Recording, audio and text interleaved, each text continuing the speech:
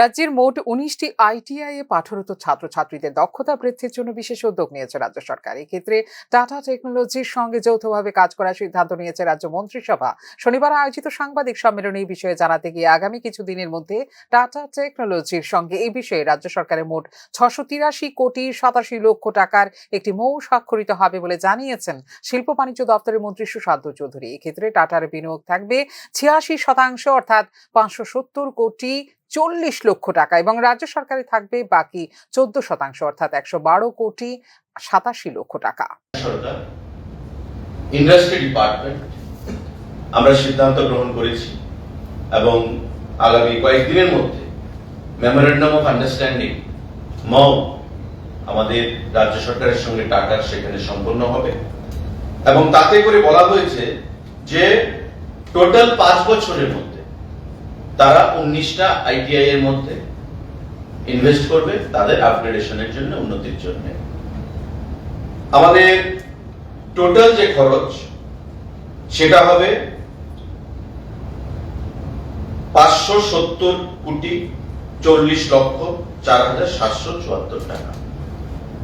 তার মধ্যে টাটা প্রদান করবে 86% অ্যামাউন্ট এবং রাজ্য সরকার প্রদান করবে 14% অ্যামাউন্ট।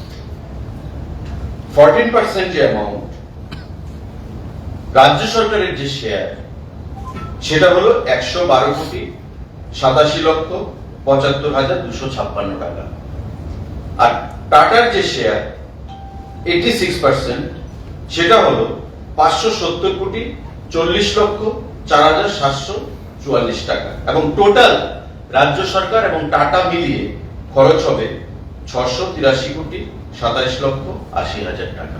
রাজ্যে বর্তমানে ১৬টি এয়ারবাস ওঠানামা করছে এমবিবি বিমানবন্দরে। আগামী ১৬ ডিসেম্বর থেকে এই ক্ষেত্রে যুক্ত হবে ২২০ আসনের আরও একটি এয়ারবাস। বর্তমানে বিমান ভাড়া এবং উড়ান প্রকল্প নিয়ে বিভ্রান্তি ছড়ানোর চেষ্টা চলছে বলে একটা অংশ থেকে বলে এদিন জানিয়েছেন পরিবহন দপ্তরের মন্ত্রী সুশান্ত চৌধুরী।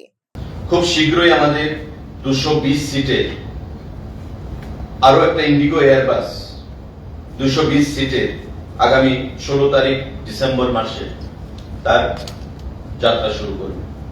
অর্থাৎ ডিসেম্বরের ১৬ থেকে আরেকটা এয়ারবাস ২২০ সিটের এখানে অ্যাড হচ্ছে। তার বাইরে প্রতিদিন আমাদের ১৬টা এয়ারক্রাফট উঠানামা করছে আগরতলা থেকে।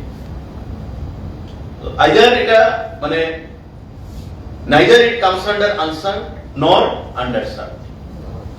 যে এয়ারপোর্ট থেকে প্রতিদিন ১৬টা বিমান উঠানামা করে সেটা আন্ডারসার্ভড হতে পারে না বা আনসার্ভড হতে পারে না। আর কলকাতার কথা তো আমি তো ছেড়েই দিলাম, এটা তো ইন্টারন্যাশনাল এয়ারপোর্ট, প্রতিদিন কয়েকশো বিমান উঠানামা করছে, তো কি করে উড়ান হবে?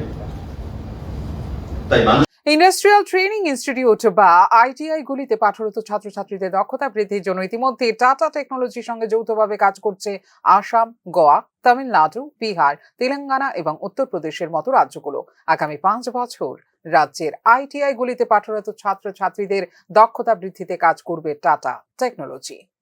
ফিউরো রিপোর্ট, নিউজ নাও।